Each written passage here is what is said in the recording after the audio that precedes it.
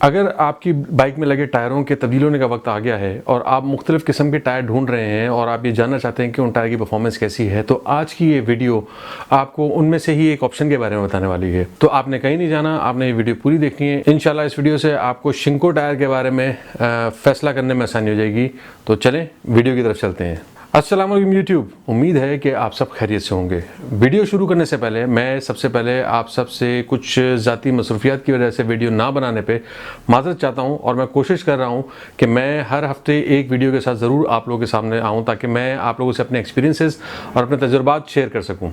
अगर आप लोग मेरा चैनल फर्स्ट टाइम देख रहे हैं तो मैं आप लोगों को अपना इंट्रोडक्शन देता हूं। मेरा नाम तैमूर ताहिर है और आप इस चैनल पे मोटरसाइकिल से रिलेटेड वीडियोस देखेंगे जिसके अंदर technical reviews, user experiences, motorcycle के रिव्यूज़, ये सारी चीज़ें और वो प्रोडक्ट्स जो मैं यूज़ कर रहा हूँ या जिन पे मैं तजुर्बात करता रहता हूँ। तो आप अगर इस टाइप की वीडियोज़ देखना चाहते हैं तो नीचे दिए गए सब्सक्राइब के बटन को ज़रूर प्रेस करें और साथ में दिए गए बेल आइकन को भी दबाएँ ताकि मेरी हर नई आने वाली वीडियो आप तक पहुँच सके। ये मेरी बाइक के अंदर सेकंड सेट ऑफ टायर्स हैं। पहला सेट मैंने टिम्सन का लगाया था फ्रंट एंड रेयर पे और उन दोनों टायर्स को मैंने तकरीबन 19,500 किलोमीटर चलाया। मार्च में मैंने वो टायर चेंज किए और अपना रिव्यू मैंने दिया था। अगर आपने वो रिव्यू नहीं दिया टिम्सन टायर का तो वो मैं इस आइकन पे डाल दूंगा और आपके लिए नीचे डिस्क्रिप्शन में भी डाल दूंगा, तो आप वो इस वीडियो को देखने के बाद आराम से उस टायर के रिव्यू को भी देख सकते हैं ताकि आप लोग बेहतर से बेहतर फैसला कर सकें। अब मैं आपको ये बताता हूँ कि मार्च में मैंने शिंको टायर्स अपनी बाइक में इंस्टॉल किए थे और एक टूर था मेरा और मारा का। उस टूर से पहले मैंने वो इंस्टॉल किया था। तो तकरीबन 20,000 कुछ 100 किलोमीटर मेरी बाइक चली हुई थी और मैंने उस टाइम पे भी ये बात कही थी कि जब मैं इन टायर्स के ऊपर 10,000 किलोमीटर बाइक चला लूँगा तो मैं आप लोगों से शेयर करूँगा कि ये टायर्स मुझे कैसे लगे, इनकी परफॉर्मेंस मुझे कैसे लगी, 10,000 किलोमीटर के बाद इनका रिएक्शन कैसा है, इनकी ग्रिप कैसी है। तो आज की ये वीडियो जो है वो शिंको टायर्स का मेरा 10,000 किलोमीटर्स का एक्सपीरियंस है। चीज़ों पे जाने से पहले मैं आपको इंट्रोड्यूस करा दूं कि मेरी बाइक में फ्रंट और रियर पे तो कौन से टायर्स लगे हुए हैं। मैंने अपनी बाइक में जब टायर्स लगवाए थे तो रियर पे मैंने लगवाया था शिंको का E705।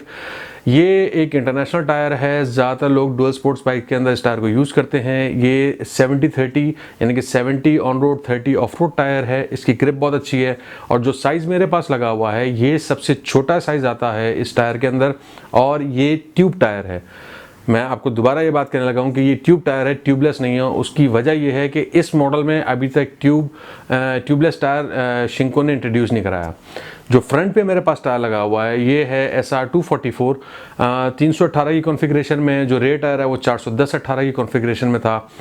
जो फ्रंट वाला टायर है ये बेसिकली बहुत मशहूर टायर है for dual sport of road tyres. जो स्मॉल ट्रेल्स होती हैं या छोटी ट्रेल्स होती हैं उनमें फ्रंट और रेयर पे ये टायर आता है SR244 और दुनिया मानती है इस टायर को। तो इनफैक्ट मेरी बाइक में दोनों टायर्स जो लगे थे वो दोनों इंटरनेशनल टायर्स लगे हुए थे, अक्लेम टायर्स लगे हुए थे। इसको फॉरेनर्स भी यूज़ करते हैं, इसको लोकली भी लोग यूज़ करते हैं, ऑफ रोड एडवेंचर टूरिंग के लिए भी लोग इसको इस्तेमाल करते हैं और डेली कम्यूटिंग के लिए भी यूज़ करते हैं। ऑब्वियसली डेली कम्यूटिंग के लिए थोड़ी सी ओवरकिल है, लेकिन जाहिर सी बात है अगर आपके पास एक बाइक है और आप टायर डलवाना चाह रहे हैं और अगर आपके टूर्स के अंदर ऑफ रोड सेक्शंस आते हैं तो ये टायर आपको वहाँ बहुत ज़्यादा हेल्प आउट करेगा। अच्छा, रिव्यू 10,000 किलोमीटर चलाने के बाद करने का मकसद ये था कि मैं आपको कंफर्टेबली और विद कॉन्फिडेंस ये बता सकूँ कि इस टायर की परफॉर्मेंस कैसी रही। इत्तेफाक की बात यह है कि मार्च में टायर लगवाया था, उस टाइम पर काफ़ी गर्मी थी तो ऑन रोड ऑफ रोड दोनों परफॉर्मेंस मुझे टायर की पता चली थी उस टाइम पर। अब मैं जब ये वीडियो शूट कर रहा हूँ 10,000 किलोमीटर के बाद तो इस टाइम पे सर्दी है कराची में। मैं अक्टूबर के एंड नवंबर के स्टार्टिंग में एक टूर करके आया था पंजाब पे, वहाँ पे भी ठंड थी। तो मेरे पास एक बहुत अच्छा रफ आइडिया है कि मैं आपको ये बता सकूं कि इस टायर की परफॉर्मेंस कैसी रही। हाईवेज पे कच्चे में, आपका शहर के अंदर ट्रैफिक में और स्पीड पे और स्लो स्पीड पे। सबसे पहला पॉइंट जिसको मैंने प्रायोरिटी पे रखा है वो है टायर की कंफर्ट। मैंने इन 10,000 किलोमीटर्स में इस अपनी बाइक को हर जगह लेके गया हूँ। हर जगह तो नहीं कह सकते लेकिन मैक्सिमम जगहों पे लेके गया हूँ। मैंने टूर भी किए, मैंने इन सिटी राइडिंग भी की, मैंने ट्रैफिक में भी राइड की, मैंने गर्मी में भी राइड की, मैंने सर्दी में भी राइड की। तो मैं इन टायर्स के साथ बहुत ज़्यादा कंफर्टेबल हूँ। जो सॉफ्टनेस इस टायर के अंदर है, ऑल्दो ये ट्यूबलेस नहीं है, ट्यूब टायर है, बहुत सारे लोग ये बात बोलेंगे कमेंट्स के अंदर भी और वैसे भी कि ट्यूब टायर सॉफ्ट ही होता है, लेकिन मैंने इससे पहले भी ट्यूब टायर चलाए हैं और मुझे पता है कि ट्यूब टायर्स की सॉफ्टनेस क्या होती है। इसकी सॉफ्टनेस लेवल जो है वो डिफरेंट है बाकी ट्यूब टायर्स के मुकाबले में। तो इसकी कंफर्ट लेवल इतना है कि जिन दोस्तों को मैंने अपनी बाइक पे बिठा के इसको टेस्ट करवाया उन सब ने यही बात की कि ये टायर जो ना आपको फील नहीं कराता। तो मेरी जो रोड की बहुत ज़्यादा खड्डे वगैरह हैं वो ये टायर एब्जॉर्ब करता। तो कंफर्ट वाइज मैं इस टायर को 10 on 10 मार्क्स दूंगा। सेकंड में बात करूंगा ग्रिप और परफॉर्मेंस की। अच्छा, ग्रिप 410/18 का टायर 100/18 के इक्विवेलेंट होता है। लोग यही बोलेंगे इसकी ग्रिप बहुत अच्छी होगी। मैं आपको ये बता दूं कि ये एडवेंचर टूरिंग टायर है, 70 ऑन रोड 30 ऑफ रोड। उसके बावजूद इस टायर का लीनिंग एंगल वो सुपर्ब। मेरा कॉन्फिडेंस जो इससे पहले वाले टायर के अंदर मेरा लूज़ हो गया था वो मेरा वापस आया। मैंने अपनी मोटरसाइकिल की राइड्स को बहुत ज़्यादा एंजॉय करना शुरू कर दिया, क्योंकि मुझे ये पता है कि ये टायर मुझे स्लिप नहीं कर रहा। मैं जिस तरह चाह रहा हूँ ये टायर उसी तरीके से बाइक के साथ परफॉर्म कर रहा है। अब मैं बात करता हूँ परफॉर्मेंस की। तो ग्रिप के बाद परफॉर्मेंस दूसरा बड़ा फैक्टर क्यों बनता है, इस लिहाज से कि मेरी बाइक ने नॉर्मली बड़ा टायर लगाने के बाद लोगों की स्पीड कम होती है, टायर का वेट बहुत ज़्यादा होता है, टायर उस तरीके से आपकी बाइक को सपोर्ट नहीं करता जिस तरह आप चलाना चाह रहे होते हैं। शिंको के दोनों टायर्स ने, फ्रंट पे मुझे थोड़ा सा डाउट ज़्यादा था बीइंग 50-50 टायर, रेयर पे मुझे इतना नहीं था, लेकिन दोनों टायर्स ने मुझे मेरी बाइक समेत एक्स्ट्रा लगेज के साथ 110 की स्पीड दी इन टायर्स के ऊपर रिसेंट टूर के अंदर। और मैं ये बोलता हूँ कि उसके बाद मुझे कोई और बात करने की ज़रूरत पड़ती नहीं परफॉर्मेंस के ऊपर, कि अगर